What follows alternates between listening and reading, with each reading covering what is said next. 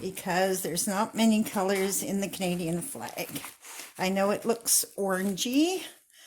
Of course it does, but the beads are red.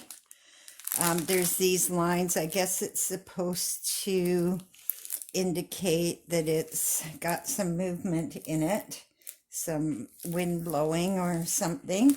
So I'm going to be working on this probably on my own. I don't imagine it's going to take much time. There's only 5 colors and most of them are white, I guess. Or no, I guess most of them are red.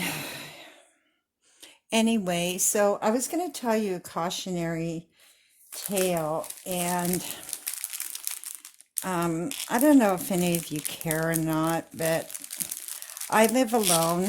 My husband passed quite a while ago, and my children are off in other provinces and up north, and my son's in the Air Force. Anyway, so my hot water heater, I had a shower. I got up the next morning and there's no hot water. So when I got home from work, I called it's a rental, so I called the hot water company, and they said they would send someone out that night, and no one showed up. So the next morning I called, and sadly I was angry, and I wasn't, yelling and screaming. I kept telling the gal on the phone, I know it's not her fault. At the end of the call, I was crying, and she said that she would escalate it and somebody would be there that night. So the people that were supposed to be there the previous night called me and said that, oh no, they didn't call actually. They just showed up at the door. I took them down to the hot water heater. They didn't even look at it. They didn't touch anything. They said that it's a 40-gallon tank and I would need a 50-gallon tank. And they looked around the basement and they saw an orange industrial extension cord, and they said that they would have to attach that to the water heater permanently. And I'm thinking, but it's a gas water heater, why would they attach an electrical cord? Anyway, and they said that the company that it would have to be revented because the vent was wrong. I got that water heater 3 years ago, and I know the vent's not wrong. He said it would have to be vented the same way that the furnace was vented, zero vented out over the driveway. And he said that Reliance only paid for 10 feet of the conduit, so the rest of it I would have to pay to be about $350. So they left. Thank God they didn't have what they needed, and they left.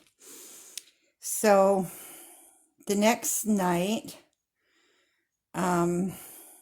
later that night, I got a call from Reliance, and it was a man that said, I'm going to be over in about 20 minutes. Is that okay? And I said, yeah, come on over. And then I told him that if I sounded strange on the phone, it was because there was just somebody here that said they were from Reliance. And this guy was driving a Reliance truck. He looked neat and clean. The other two were driving a beat up cube van.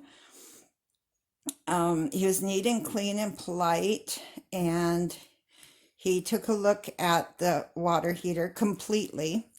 He came back up and he said that his buddy's going to bring over a part. It was a dip tube, and it would cost $23.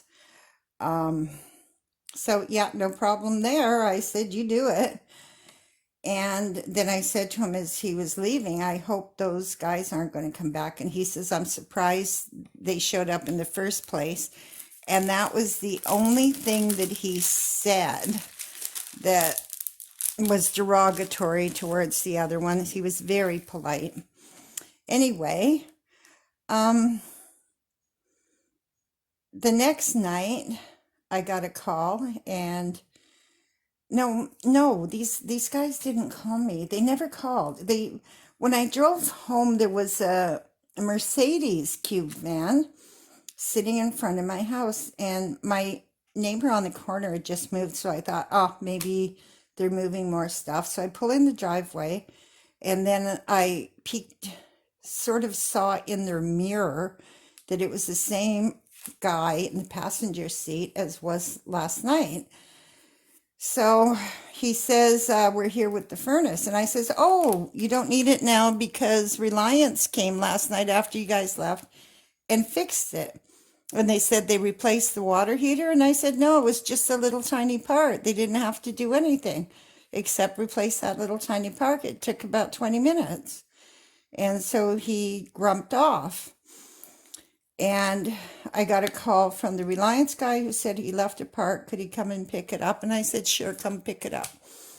So when he came, I told him I'm not crazy, but there's something off with these people, and I hope that he would report it.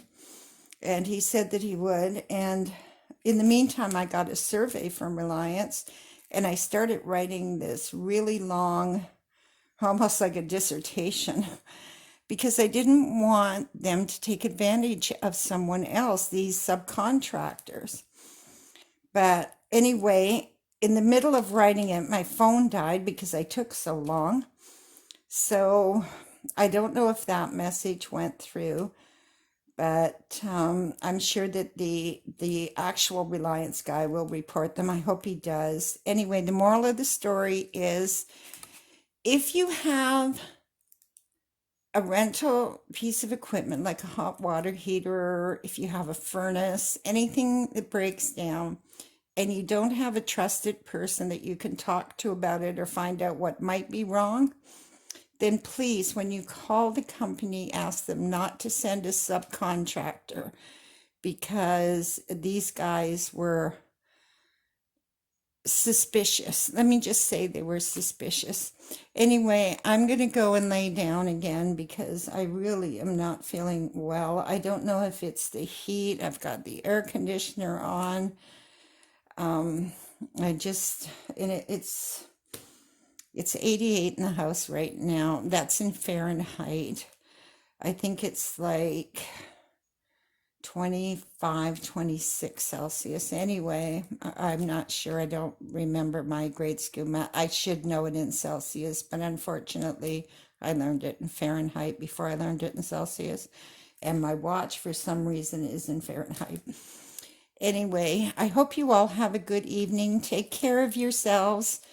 There's a lot of really good people in the world. I'm not saying don't trust people. I'm just saying that, just don't accept a subcontractor if you don't have to. Have a good evening. Bye-bye.